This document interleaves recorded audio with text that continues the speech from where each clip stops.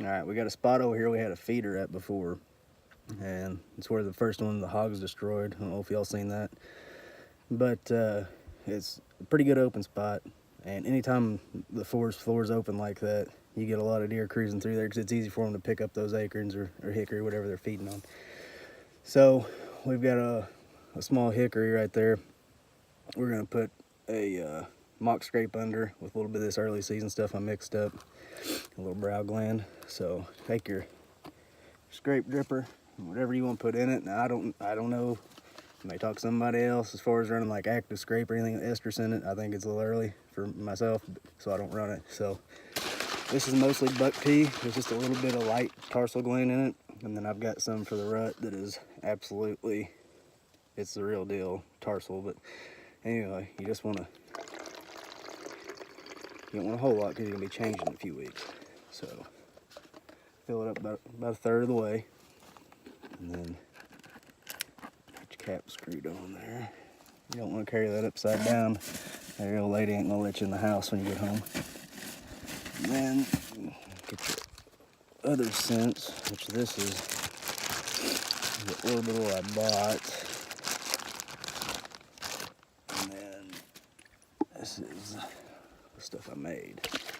So I'm hoping the stuff I made is better, but we shall see. So go over here. You can see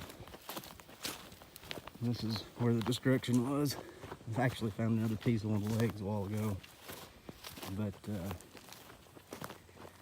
I've already got a camera set up there where the feeder was, and we're just gonna use these right here for licking branches. I'm gonna tie that scrape gripper off right there, and then I will use some of this orbital here straight down, and probably on that next one up though. So I have had them on camera get up on their hind legs and get as high up as they can with it. Anyway, here we got it hanging. Now, just take a little dab of this. I like putting it right there where it kind of soak into that bark. And then now, of course, they'll rub their forehead on them leaves while they get to that spot. So just use common sense. Wherever you think their forehead would touch, that's where you want to put it. And then we got the home brew here. So I just take it right up and underneath on that one right there. Just get that good and saturated there. Stick that up in there.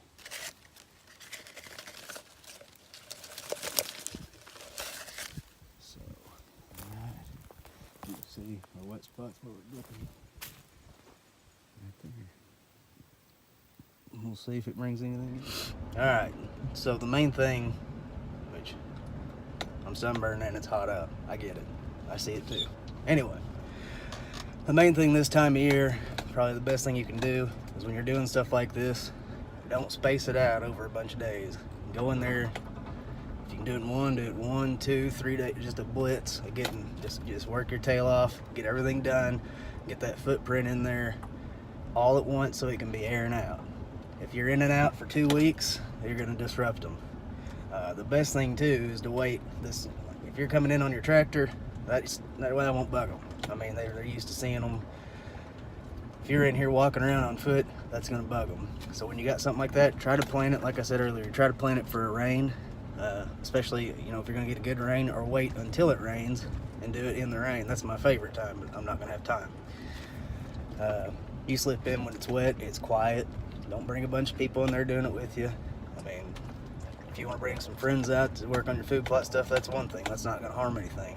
But if you and 5 guys go tromping around out here in these bedding areas and setting up cameras and all that, walking all over the place, hanging stands all together, you're going to do some harm. And if you do that, if that's the only way you can, that's fine, but you need to give it some time to air back out. There's guys out there, oh, we all went in last week. I said the next day seen 5 does. Well, you're not hunting does, all right? You're hunting a whole different animal if you're trying to kill the big one. He errs on the side of caution every time. He don't slip up, especially this time of year. And he will start using the neighbor's pond if you hang out at your pond way too much. I can promise you, I've seen it happen. I've got one pond out here there's been 2 years that it hasn't been good in late season, and last year was one of them. And both years there's been a camera. I put a camera on that pond, and I won't do it again. That's just enough when they see it. I mean, they can go right across the field to drink, so they're just not going to take that chance. But if you want to really think like they think, you got to think as a perfectionist. You got to think, if there's a 1% chance it could happen, it will happen. That's how they think. If there's a 1% chance that they walk through there and you happen to be there where that camera was, they're not going back in there. That's just how they are. So some of it may seem over the top. It's what's worked for me. Other people may be different, but that's how the deer are here in the middle of all these woods where I'm at. They're cautious as far as putting all this scent and stuff out this early. I'm not spreading it all over every bit of it. I've got 3 little spots that I put it. I don't want to overwhelm them. I just want to get their curiosity, like, he's here. I'll let him know I'm here, and they're gonna come mark too. Here goes some deer right there. But that's the biggest thing, is be cautious. Always worry about your scent. Littlest footprint as possible. And I'm gonna say after this, I'm gonna give this side of the farm a while to air out. So if I hunt out here, it'll be on the other side. I've got a whole nother core area I don't touch. I don't do anything that's theirs. I'll hunt the outskirts of it, and if I do slip even close to it, it's only when it's prime. And you have to give them something. If you want them around, you have to give them a place to call home, that they don't feel threatened. I've got probably 100-acre or more patch over there, and it's so thick it'd be too hard to bow hunt anyway. So I just let them have it. But anyway, like I said, this ain't for everybody. This is just the way it works for me. So stick around, we'll see if it hurts. All right, now where we're going now is, on the edge of the lair. We don't want to go too far. It's the middle of the day. It's fixing to rain. We've got a perfect wind to slip in there and slip out, getting unnoticed. Well, I won't say unnoticed, but I'm gonna spray down good and hope nothing's on the downwind side, and hope this rain hurries up and gets here. So this is a place I haven't been since turkey season. I hung this camera up then, and have not been back in there since, and will not be back in there again until I get ready to hunt it. So I just usually, whenever I go in to hunt, change the cards then. So here we go, headed for a little walk.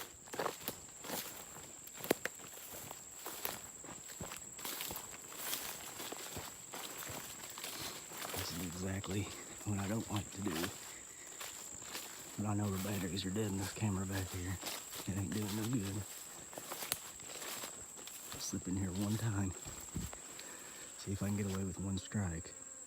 And not come back in here until the fall whenever it's right. So.